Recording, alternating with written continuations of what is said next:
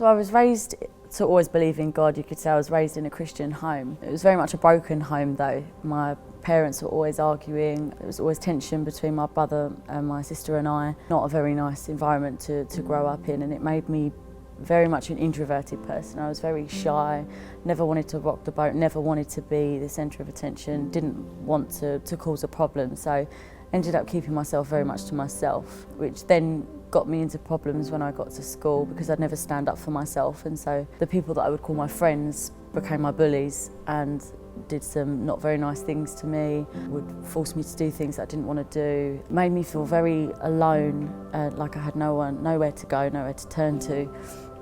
And I'd go home and be able to speak to my mum about it and be able to tell her what I was going through. But then there was always a feeling in the back of my mind, knowing that I was going to have to face school the next day. She wasn't coming with me. I have to face it all again just by myself. So I hated going to school, and it made me completely lose my identity. I didn't know who I was, so I'd go to different things to try and find out who I was. I'd go out with different boyfriends. I'd try and copy my friends. I hated the way that I looked. I thought I was fat. I just started to hate who I was as a person.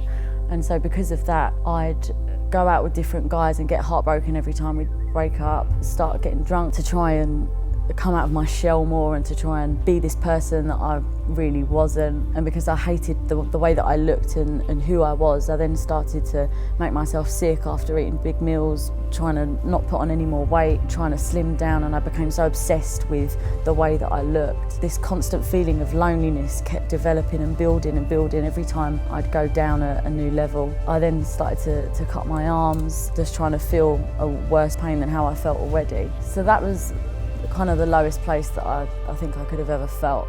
And it was coming up to Mother's Day, and my mum had been going to this new church because I'd stopped going to church a few years ago, and she was going to this new church that was really lively. It had loads of young people, and the way she described it, it sounded amazing, and it not been anything that I'd ever experienced before in my life. And it was coming up to Mother's Day, and she said, instead of buying me a Mother's Day present, just come along to church.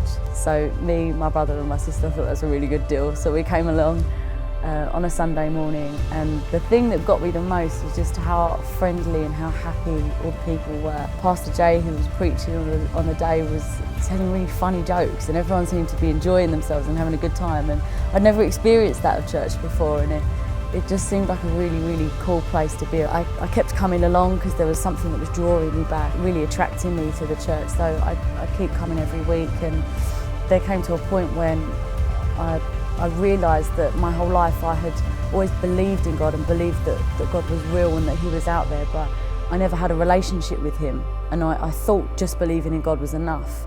But coming to this church made me realise that you need to have a relationship with God, because He wants to get into your life and He wants to make a difference in your life, and that the things that I was facing, I didn't have to face them alone, and I didn't actually have to face them because they could be dealt with.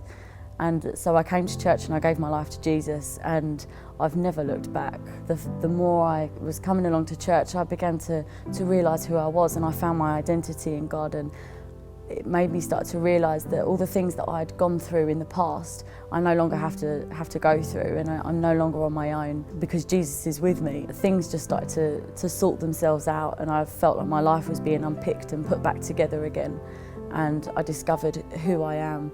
And people in church started to talk to me about my destiny and a purpose, and that's something I'd never really thought about or even heard about before.